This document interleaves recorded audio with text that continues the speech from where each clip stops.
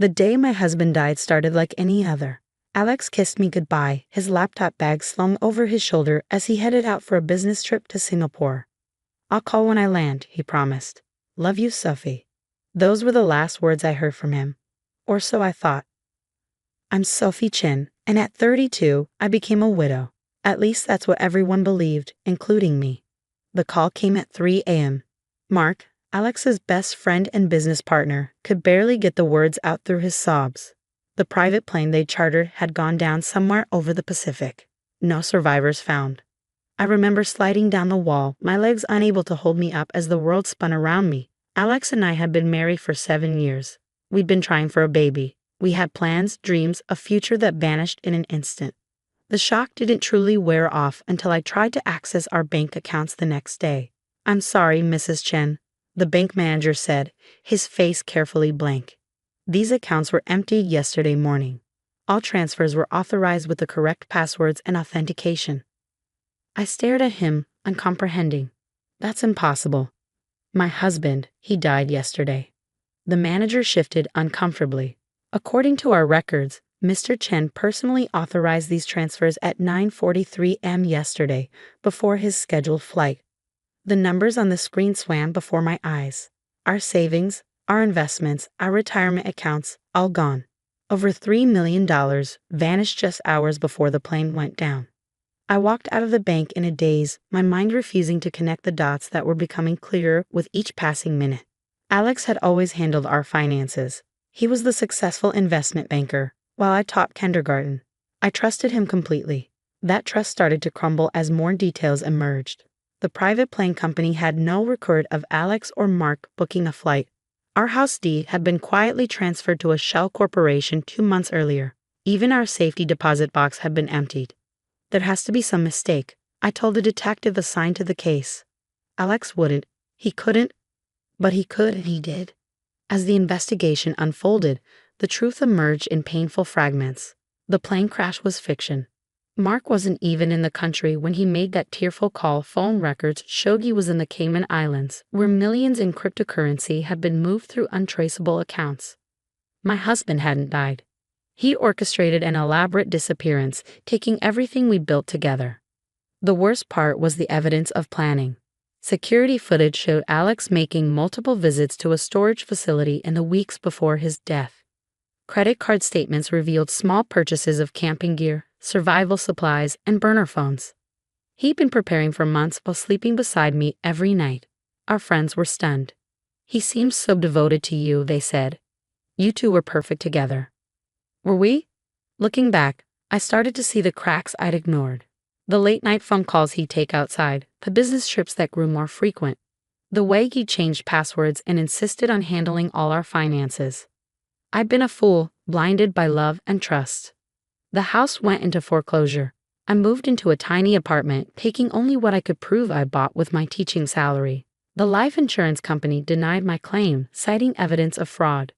Mark disappeared, his phones disconnected, his social media erased. Depression hit hard.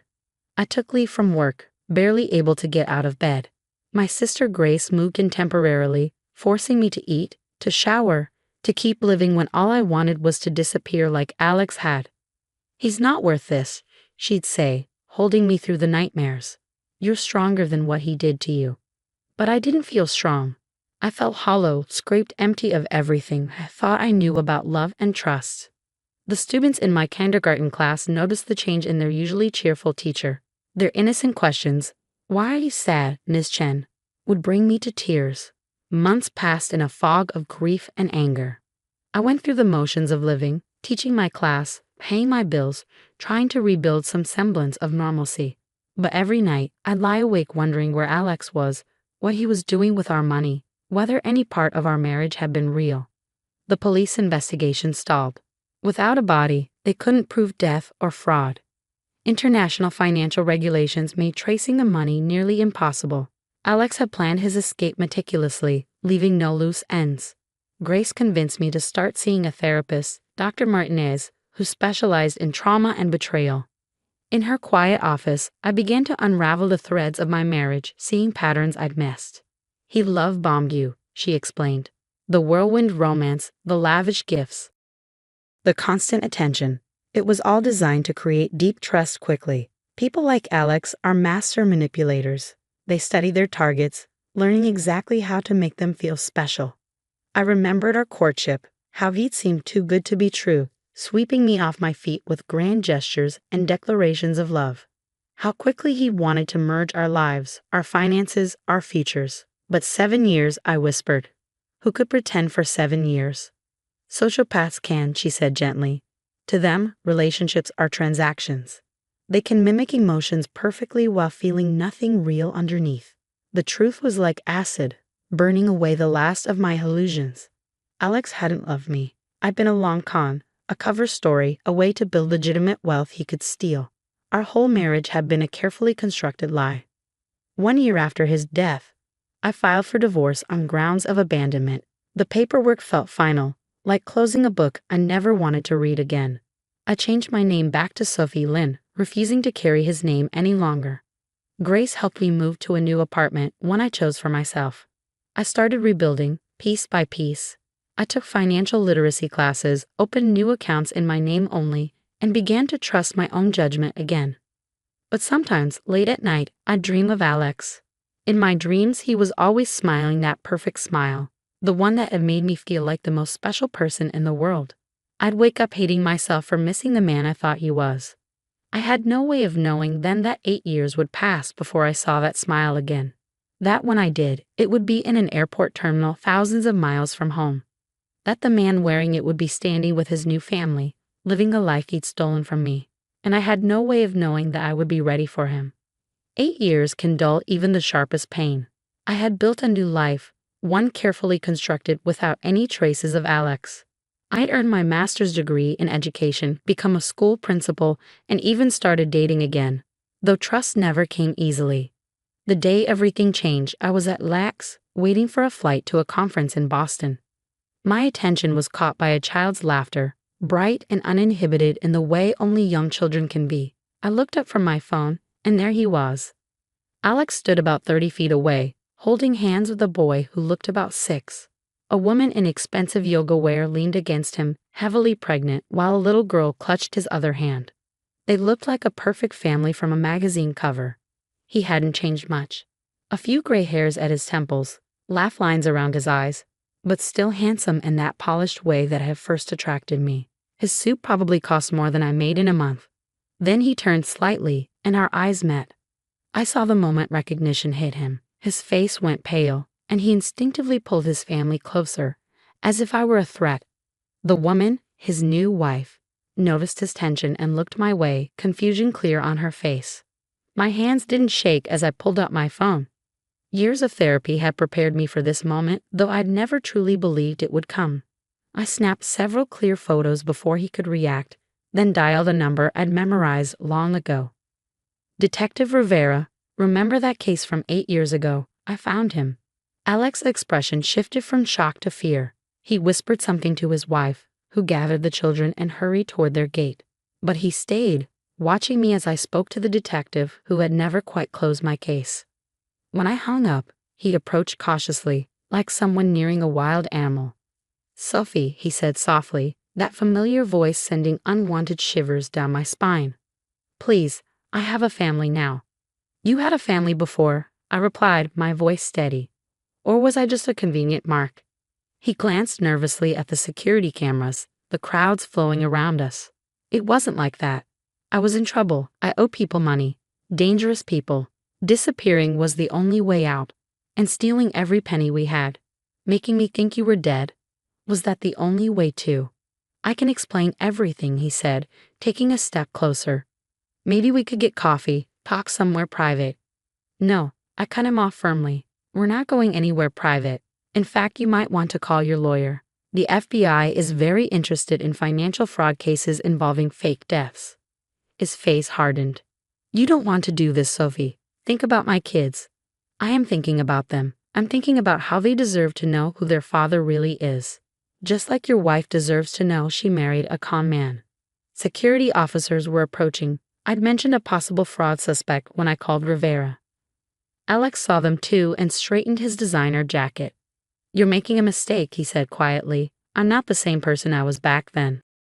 I smiled, feeling calmer than I had in years. "That's where you're wrong, Alex. You're exactly the same person. You're still lying, still manipulating, still trying to protect yourself at everyone else's expense. The only difference is that this time, I can see right through you." The officers reached us. "Sir, we need you to come with us." Alex's mask slipped for just a moment, and I saw the cold calculation in his eyes that I'd been too blind to notice during our marriage. Then it was gone, replaced by a businessman's polite confusion. "There must be some mistake," he said smoothly. "I have a flight to catch." "No mistake, Mr. Chen. Or are you going by a different name these days?" His new wife was watching from their gate, concern evident on her face as she held their children close. My heart ached for them, innocent victims who would soon have their world shattered, just as mine had been. As the officers led Alex away, I saw him reach for his phone, probably calling the high-powered lawyers that our stolen money had bought. But it didn't matter. I had what I needed: proof that he was alive, evidence of his new identity, and enough photos to ensure he couldn't disappear again. Detective Rivera arrived within the hour, along with 2 FBI agents. They took my statement in a private office, documenting everything about Alex's new life that I'd observed. "He's using the name Alexander Whitman now," one agent told me. "Looks like he's been running a successful investment firm in Vancouver. Married, 2 kids, 3rd on the way. On paper, he's the perfect citizen." "He always was good at appearances," I said. As I watched them coordinate with Canadian authorities, I felt a strange mix of emotions. There was satisfaction, yes, but also sadness for his children, and something else: relief. Relief that I could finally stop wondering, stop looking over my shoulder, stop feeling like a fool for not seeing through him sooner. My phone buzzed with a text from Grace. "Did they get him?" "Yes," I replied. "It's finally over." But I had no idea then just how wrong I was. It wasn't over. It was just beginning. The arrest of Alexander Whitman, formerly known as Alex Chen, made international headlines. Dead husband found living double life. Multi-million-dollar fraud scheme exposed. The story was too sensational to ignore. His new wife, Rebecca, reached out to me through her lawyer. She wanted to meet, to understand. We arranged to talk at a neutral location, a hotel conference room with our attorneys present. She was beautiful, younger than me, and visibly pregnant. Her eyes were red from crying, but she held herself with dignity. "Did you know?" she asked immediately. "Was any part of your marriage real?" I shook my head. I'm still asking myself the same questions. I thought we were happy. I never saw it coming. She broke down then, her composed facade crumbling.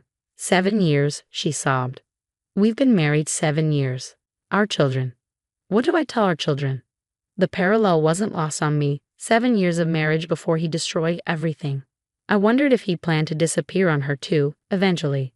The legal proceedings were complex, spanning multiple jurisdictions. The FBI uncovered a web of financial fraud stretching back decades. Alex hadn't just stolen from me. There were other victims, other schemes, other lives he'd ruined. His firm in Vancouver was built on stolen money and fake credentials. Clients' investments had been mismanaged, funds diverted to offshore accounts. The total amount stolen was staggering, over $50 million. Mark, his old friend who had helped fake his death, was found in Thailand and extradited. He broke down under questioning, revealing everything. The plan had been in motion for years before Alex died. They had set up shell companies, established false identities, created an entire shadow financial network. I testified at the trial, facing Alex across the courtroom. He looked smaller somehow, his expensive suits replaced by prison orange. The confident mask was gone, replaced by desperation as the evidence mounted. "Please," he begged when given a chance to speak. "I did it for my family. I needed to protect them." "Which family?" the prosecutor asked coldly. "The one you abandoned or the one you lied to?" The verdict was unanimous, guilty on all counts. The judge showed no mercy, citing the calculated nature of his crimes and the devastating impact on his victims. 25 years, she pronounced. No possibility of parole for 15. Rebecca divorced him immediately. We developed an unlikely friendship, supporting each other through the media circus and legal aftermath. Her children would need therapy just as I had. But they were young. They would recover, build new memories, understand eventually that their father's actions weren't their fault. The recovered money was divided among his victims. I received back most of what he'd stolen from me, plus interest and damages. But the real victory wasn't financial. I visited him once in prison, 6 months into his sentence, not for closure. I found that already. But to tell him something important. I forgive you, I said through the glass partition. Not for you, but for me. I'm done letting what you did define my life. He stared at me, that manipulative charm finally stripped away. How? He whispered. How can you forgive me? Because I'm stronger than what you did to me. I always was. You just helped me realize it. I stood up to leave, but paused. One more thing. Rebecca and I are starting a support group for victims of financial fraud. Your story is helping other people protect themselves. So in a way, you finally did something good. As I walked out of the prison, my phone buzzed. A text from my boyfriend James, a kind, honest man I'd met through my school's parent association. Proud of you, it read. Dinner tonight? I smiled, remembering how long it had taken me to trust again, to believe that love didn't have to be a weapon. James had been patient, understanding that my walls were built from hard experience. That evening over dinner, he proposed. The ring was simple, nothing like the flashy diamond Alex had used to win me. But James offered something far more valuable. Truth, partnership, and a love built on respect rather than deception. Yes, I said, tears of joy replacing all the tears of pain I shed over the years. Later that night, I stood on my balcony, looking at the city lights. I thought about the young woman I'd been devastated by betrayal, thinking her life was over. I wish I could tell her that the end of one story was just the beginning of a better one. My phone buzzed with a text from Rebecca. Support group meeting tomorrow. 5 new members. We're making a difference. I smiled, thinking about how life's darkest moments can lead to unexpected light. Alex had tried to destroy me, but instead he forced me to discover my own strength. His betrayal had led me to help others, to find real love, to become someone I was proud to be. The next morning, I walked into my school office, where pictures of my students lined the walls. Their trust and innocence reminded me daily why honesty matters, why integrity is worth protecting.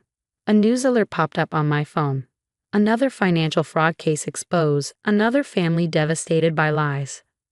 I added the victim's contact information to our support group list. Their healing journey was just beginning, but they wouldn't walk it alone. Because that's what survival teaches you, that your worst moments can become someone else's hope. That trust, once broken, can be rebuilt stronger. That love, real love, is worth the risk. Alex would serve his time, his children would grow up, and life would go on. But his greatest legacy wasn't the pain he caused. It was the strength he inadvertently gave to those he tried to break. Sometimes I still dream of that day in the airport, of seeing him with his new family. But now the dreams don't hurt. They remind me of how far I've come, of what I've built from the ashes of his deception. James and I married in a small ceremony, surrounded by real friends and honest love. Rebecca was my maid of honor, a twist of fate neither of us could have predicted. Her children call me Aunt Sophie, and they're growing up knowing that truth matters more than appearances. Life has a way of coming full circle. 8 years after my world shattered, I stood in front of our support group, sharing my story one last time before passing the leadership to Rebecca. Rock bottom, I told them, is where you discover what you're made of. And sometimes, the people who try to destroy you end up giving you your greatest strength.